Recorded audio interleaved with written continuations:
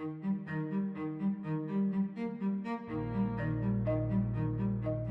need to consider one of the most complicated and unsolved problems of sustainable development: how we're going to feed ourselves.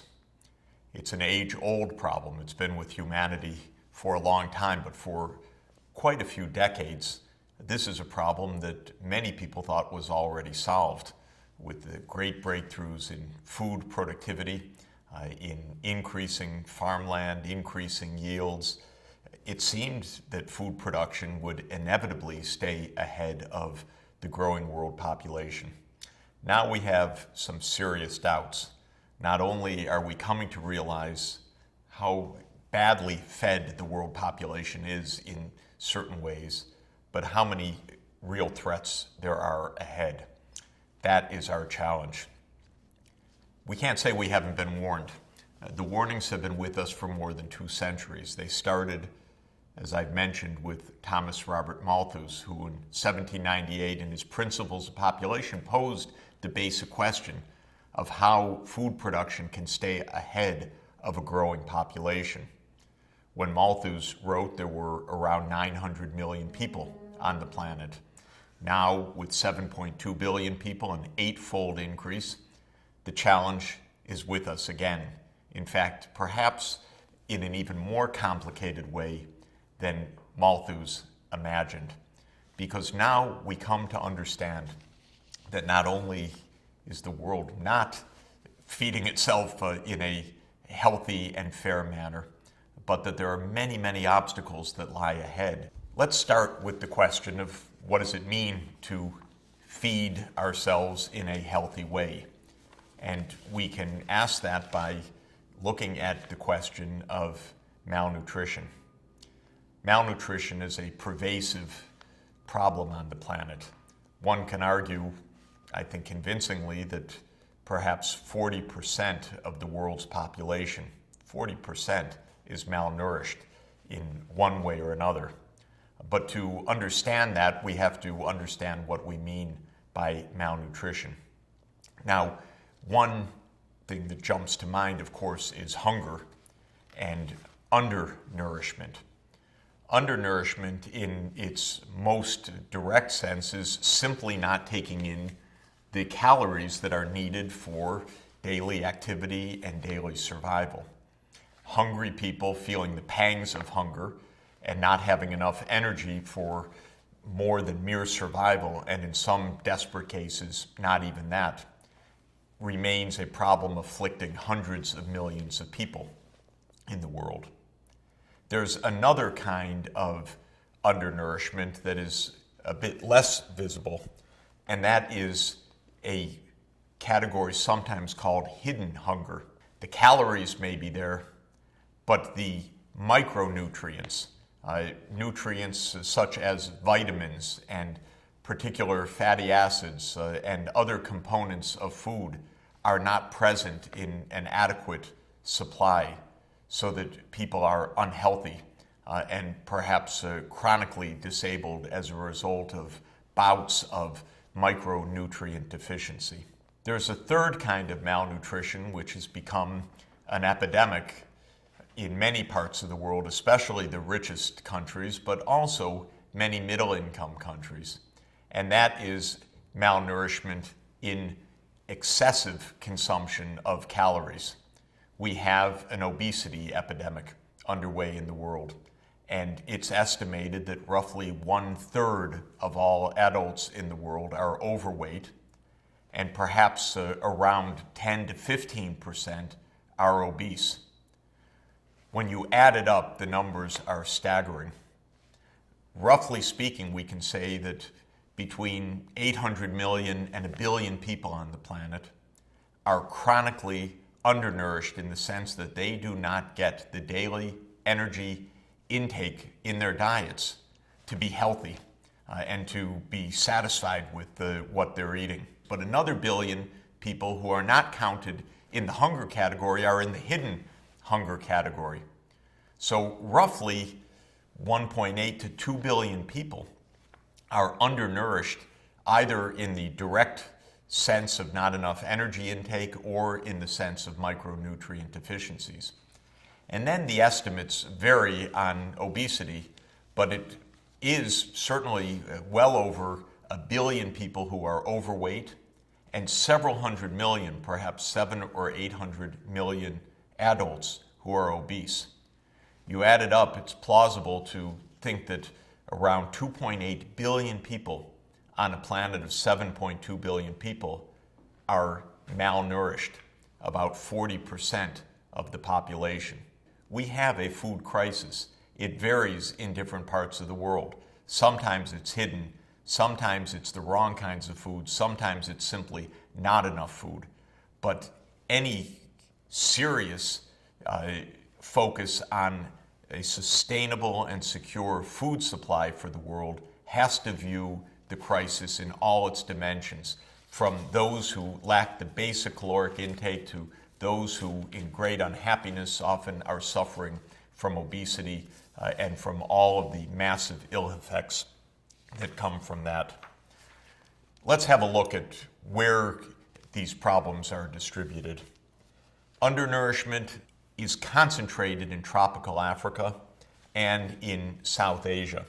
So we see in tropical Africa, especially in Central and Southern Africa, that more than 1/3 of the population is undernourished. This means simply not enough calories, or by some measurements, not enough calories and proteins needed for basic sustenance. And in South Asia, we see that the proportions chronically undernourished are between 1/5, 20%, and 1/3, around 33%. Serious levels of undernutrition, and fortunately in the rest of the world, lower levels than that. In the high-income countries, very little undernutrition in that sense, though massive problems of malnourishment when one considers the problems at the other end of the spectrum. When children are undernourished, of course they suffer a massive disability in their growth that lasts a lifetime if the undernourishment affects them at the critical growing stage in the early years of life. And we measure that undernutrition with several different concepts, but two are especially important.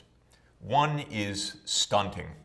Stunting means that a child is undernourished to the extent that the child is very short, low height, that is, for age. And the standard is measured against a regular distribution for a normal population of height by age. And then children who are far to the low end of that scale, more than 2 standard deviations below the norm, are considered stunted. And stunting, of course, reflects the inadequacy of dietary intake, but it often also reflects chronic infection, worm infections, for example, that where the worms take the nutrients that should be going to the young child, or other kinds of infections that mean that the child is shedding nutrients, maybe through bouts of diarrhea, or that make the nutrients not bioavailable to the child. They can't be metabolized while the child is sick. So when we see stunting, we usually are looking at circumstances of chronic dietary undernourishment combined very often with repeated bouts of illness. And the stunting we see is most severe where we normally find it tropical Africa, and the highest stunting rates in the world in South Asia, especially in India, which overwhelmingly has the largest numbers of young children who are stunted. The second concept for children is even more urgent, and that is wasting. Wasting is low weight for height. So stunting is a chronic condition that means that the child doesn't grow. Wasting is when the weight is even less than it would be for that low stature. It's often a sign of acute undernutrition, life-threatening undernutrition, the kind of undernourishment that one sees in a famine, in a mega drought, and then one sees children wasting, and there needs to be an urgent rescue through therapeutic foods and often emergency procedures to help keep the children alive in those circumstances. When we talk about undernourishment in general, we tend to separate and need to separate analytically the chronic undernutrition, which is the day in, day out hunger that does lead to the stunting, from the acute episodes of undernutrition that come from disasters, from displacement of populations, from droughts. And when those acute episodes occur, not only is there massive suffering, there can be massive death from the undernutrition, in the worst cases from starvation itself, in other cases from diseases which take advantage of the undernutrition and the immunosuppression that comes along with the undernourishment. There's also another massive reason for suffering that comes with acute episodes of hunger that follow droughts and other disasters, and that is that conflict often follows on. Have a look at a map for the spring of 2012 when there were two regions of Africa, both battling drought. Looking at the map, which is a map that is used to measure emergency situations, we see the acute food insecurity both in West Africa and in East Africa. There were indeed large population movements, resurgent violence. A civil war broke out in Mali, not only for the reasons of hunger, but hunger stokes these conflicts. And so this is another scourge that accompanies food crises. When we turn to hidden hunger, it of course also is lurking in populations where the visible hunger is also seen. Now you're looking at a map of an estimate of the hidden hunger of micronutrient deficiency.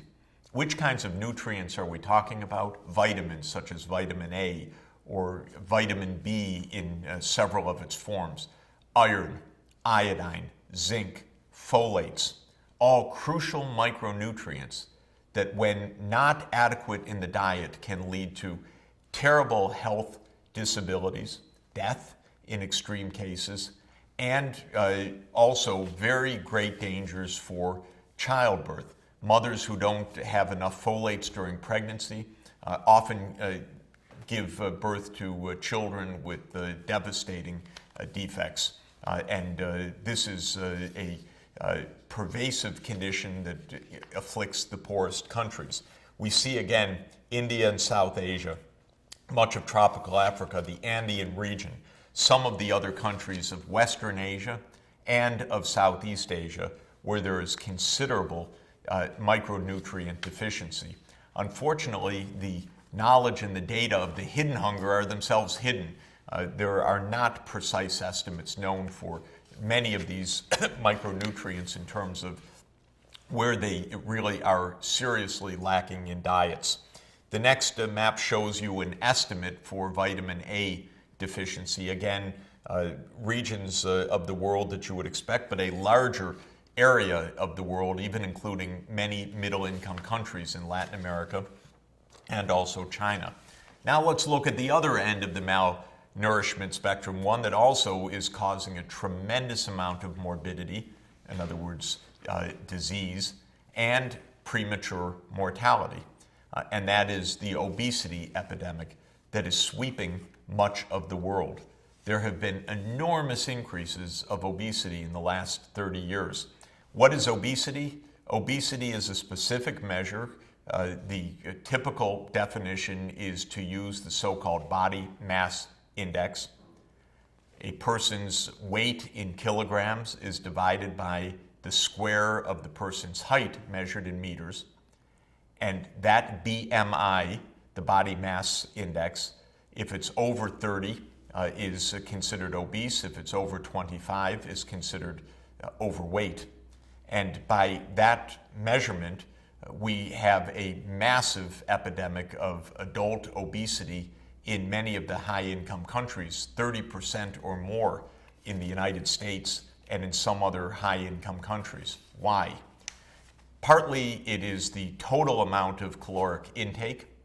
Partly it's the type of calories being consumed, often carbohydrates, trans fats, and other foods that are known as having high glycemic indexes, that they're easily, the sugars are easily metabolized. Part of it is the relative inactivity in our new urbanized environment where people sit, maybe watching television for hours at a time. A combination of too many calories, the wrong kinds of calories, and physical inactivity. What to do? A starting point is to combine the food growing challenges with the nutritional science. What should be grown? What should people eat? And here, breakthroughs in nutrition science are giving us better indicators. One of the leaders of modern nutrition and rethinking what is wrong with our diet is Professor Walter Willett, chairman of nutrition at Harvard University. And he has proposed the right kind of food pyramid, as it's called, shown here, which depicts the kinds of foods and the relative frequency and amounts of those foods that should be eaten. And just to indicate very briefly what the findings of modern nutrition are, because they're important, it tells us that our diets, as they evolved with the fast foods of the high-income countries, have become very imbalanced, a source of this pandemic of obesity and overeating. And what is needed is diets that are rich in vegetables, in fruits, in vegetable oils, so-called unsaturated fats, which are healthy, as opposed to the animal fats and the industrial fats, the so-called trans fats, which can be very dangerous for health. And when grains are eaten, they should be eaten as whole grains.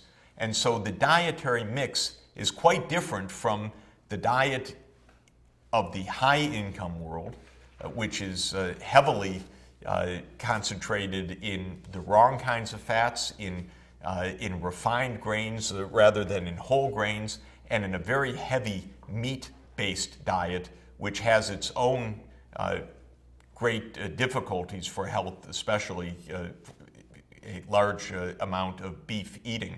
I mention this because it's going to have a big consequence when we discuss what kind of agriculture system should be consistent with the kind of diet that is healthy for people. Of course, this kind of food pyramid, viewed from the perspective of the poorest countries, is a dream. How can we get from where we are, not even enough calories in the day, to this kind of balanced diet that can be healthy and provide not only the macro caloric intake and proteins, but also the micronutrients and the balance of different food components conducive to health. The world is in increasing stress when it comes to the food system. More mouths to feed, a rising demand for meat products, which amplifies the demand for the grains to feed the animals that are being consumed in larger number, all combined with environmental threats that are undermining the stability of the food production itself in many parts of the world. We've already gotten a taste of it, if I could put it that way, in rising food prices that are a major challenge for poor people in the world.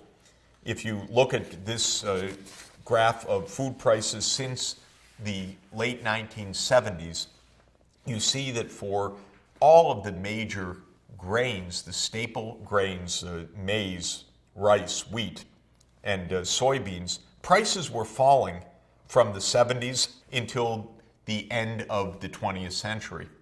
But since the beginning of the 21st century, the price of food has been rising and rising sharply. For wealthy people, this is an inconvenience, a discomfort.